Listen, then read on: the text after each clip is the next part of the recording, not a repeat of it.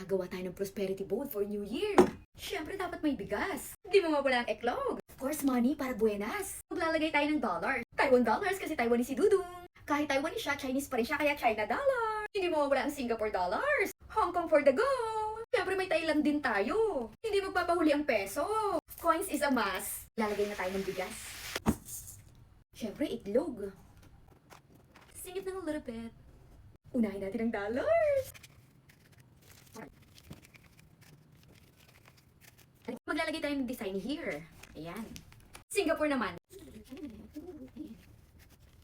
Pang-design sa gilid. Perfect! Sa China naman tayo. Dapat pala hindi sila tabi kasi magkakulay. Kailangan i-balance yung mga color para contrast sila talaga para maganda yung design. Usod natin ng a little bit. Hong Kong! Ganda ng 1,000 sa Hong Kong. Color yellow siya. Lagay na natin here ang Hong Kong. Di papahuli ang Taiwan. O, diba? Perfect daw. Thailand naman. Gutom na ako. Hindi papahuli ang Pilipinas. Ilagay ko. Maglalagay tayo ng coins.